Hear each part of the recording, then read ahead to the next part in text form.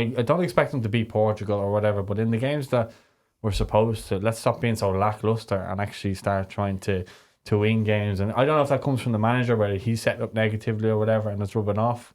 I don't know, but I'm just kind of coming away from it, just sometimes going, what's the point anymore? Why do we get that? It's the hope that kills you. What are we getting ourselves up for? And then they have a bad performance and then they're thinking that everyone's against them, when it's not really the case, because at the end of the day, we're all sitting here, we all want to see Ireland win. When we see Ireland win, we get a great buzz. When Ireland win, we get more views on the channel. So it's not within our interest to want Ireland to lose. So yeah, so there's a point to me that kind of comes away from it going, we're going into a window here with everything is out of our hands. There's nothing that we can try win our games, yes, but other than that, we're living off a miracle, a bit of hope. And that became from the last window where we basically put ourselves out of it. Yeah, and it's interesting you said that about how this team, this crop of players might think that, oh, everybody's out to get them, everybody's criticising us.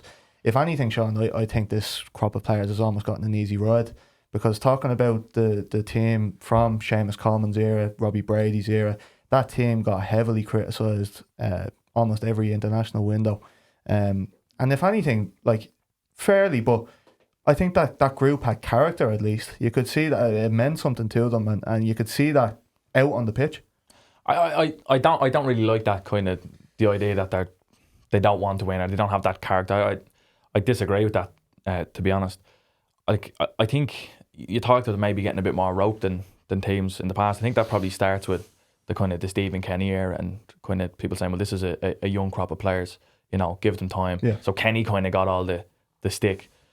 I think now Kenny got a lot of leeway too, though. I think there was an acceptance that, you know, what he's trying to do here, you know, and like you spoke about style of play, going out not to lose the game. So where is that balance then? Because Kenny went out and set his team up to play a particular way, and you know, in the end, he got hammered for it. You can't play like that with Ireland. You need to now play to your strengths. And now that was results based though. That criticism. Yeah, absolutely. But you know, every time there's a break or we're leading into these international breaks, the media talk about, we have to play the Ireland way. You know, be hard to beat. You know, be physical.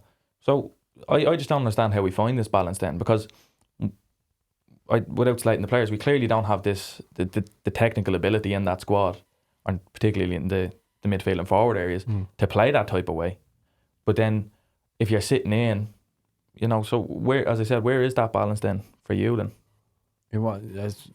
Start your point, you said something about not wanting to win or something, so I didn't really get it. I understand that our approach against Armenia to start that game was not an approach that screams, we're going out to win this game.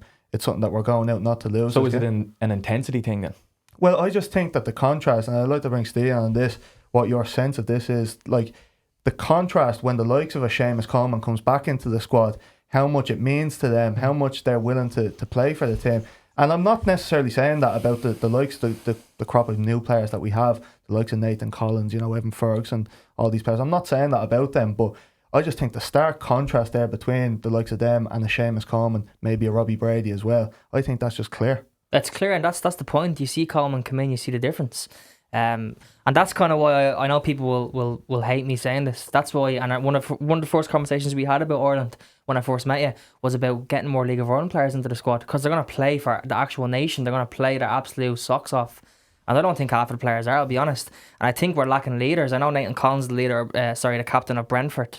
I don't think he's a captain on the pitch. You might disagree, but I also think, Paul, that's a big reason why John Egan was brought back in. But what is your sense of that? I don't think bringing League of Ireland players is going to do anything, to be honest with you. Some of them might be playing European football and doing well, maybe Honan, but he's clearly brought him in and he doesn't fancy him. So he never got a chance. I don't know. You know, he's been training with the team. So I don't understand if who else we could bring in there that's going to do anything different than what we have there. The players there playing Premier League football against, that's the best that we have to offer, allegedly. And you're going up against the best of the nation. So you're picking players from the League of Ireland. I just don't know how it's going to improve us, to be honest with you. This was said in the aftermath of the Armenia away game, and this wasn't Steve saying this, in fairness. Some people said if you push Shamrock Rovers out against that Armenia team, they'd beat them. Would you agree with that? I don't think so. I think that Rovers have done really well where they are and everything like that, but I don't think that I think it's easy to say that. I mean, it's a fantasy thing to say, to be honest with you. Our team are just, whatever way they're set up or whatever way the confidence is within the group, they just clearly don't believe that they can win games. And I don't know where that comes from, whether it's from the top, whether it's from the players. When at the top, I mean the manager.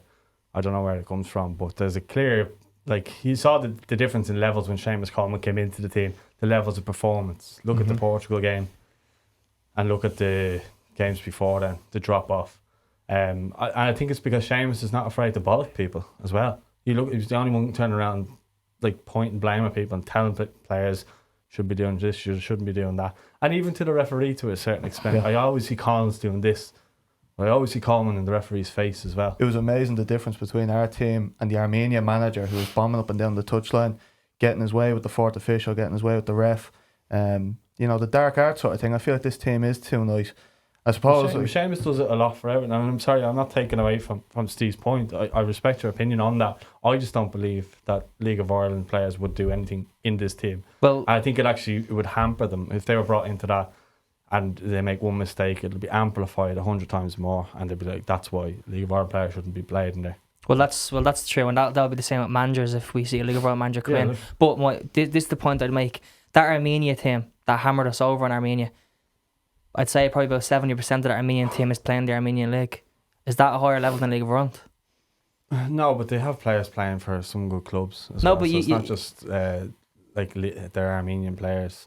They're not necessarily household names. But this is the point. Team. This is the point, and this is this silly big nation mentality we have. You said there we've Premier League players. So just because they're in the Premier League means that we just assume when they're just going to be playing well and dragging us into big games with, big expectation. But that's not really how it works. If you're not playing at the highest level, so you're going to be playing against the nation, their highest players against their highest players. That's just the way it is. Yeah, if you have someone from the League of Ireland or Premier League, you're clearly going to pick a Premier League player. But nations like Slovenia, Armenia, Slovenia obviously are a higher nation than Armenia, but Slovenia would hammer us. And most of the Slovenian national team is made up of a Slovenian league.